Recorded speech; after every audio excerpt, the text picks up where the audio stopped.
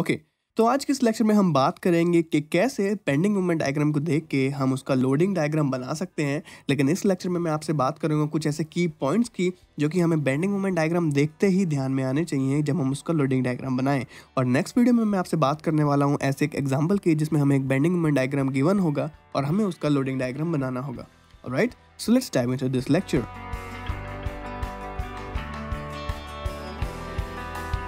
Okay, तो इस video में ऐसे 5 पॉइंट्स हैं जो आपको ध्यान में रखने हैं लोडिंग डायग्राम बनाते हुए बेंडिंग मोमेंट डायग्राम को देख के।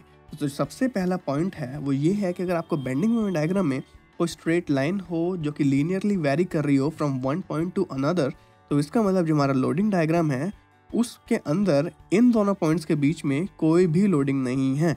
No loading from point A to point B अगर आपको लीनियरली वेरी लाइन मिल रही है बेंडिंग मोमेंट डायग्राम में। तो ये है हमारा पहला पॉइंट।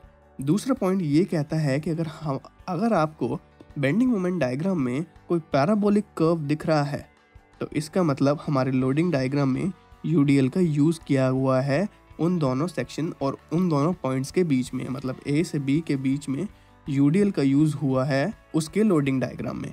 तीसरा जो मोस्ट इम्पॉर्टेंट पॉइंट है वो ये है कि अगर हमारे बेंडिंग मोमेंट डायग्राम में कोई क्यूबिक कर्व, ये था पैराबोलिक कर्व जो हमारा पहले वाला था, ये था पैराबोलिक कर्व। अगर आपको बेंडिंग मोमेंट डायग्राम में क्यूबिक कर्व देखने को मिले, मतलब 3 डिग्री का कोई कर्व देखने को मिले, तो इसका मतलब हमारा जो लोडिंग डायग्राम है उसमें यूनिफॉर्मली वेरिंग लोड का यूज़ हुआ है। उसमें इस तरह का लोड भी हो सकता है, उसमें इस तरीके का लोड भी हो सकता है, इस तरीके का लोड भी हो सकता है, किस तरह का भी यूनिफॉर्मली वेरिंग लोड हो सकता है उसके लोडिंग डायग्राम में। ये हो गए हमारे 3 पॉइंट्स। चौथा पॉइंट ये कहता है कि अगर हमारे बेंडिंग मोमेंट डायग्राम में सडन राइज या फॉल आ रहा है तो इसका मतलब उसके लोडिंग डायग्राम में कोई कॉन्सेंट्रेटेड मोमेंट यूज़ हो रहा है उस पॉइंट पे। फॉर एग्जांपल, अगर हमारे किसी बेंडिंग मोमेंट डायग्राम में वो इस तरीके से जा रहा था और एकदम से ऐसा फॉल आ गया और फिर वो इस तरीके से जा रहा है, तो इसका मतलब इस पॉइंट पे उसके लोडिंग डायग्राम में कोई कॉन्सेंट्रेटेड मोमेंट यूज़ हुआ है जिसकी वजह से उसमें सडनली उस बेंडिंग मोमेंट का, उस कपल मोमेंट का मैग्नीट्यूड का ड्रॉप आ गया उसके बेंडिंग मोमेंट डायग्राम में। तो ये 4 पॉइंट्स हैं जो आपने ज़रूर याद रखने हैं। 5वां पॉइंट है वो इन चारों का ही मिला हुआ पॉइंट है। वो ये कहता है कि जो शियर फोर्स डायग्राम है वो 1 डिग्री हायर होता है अपने लोडिंग डायग्राम के, और जो बेंडिंग मोमेंट डायग्राम है वो 1 डिग्री हायर होता है शियर फोर्स डायग्राम के और 2 डिग्री हायर होता है लोडिंग डायग्राम के।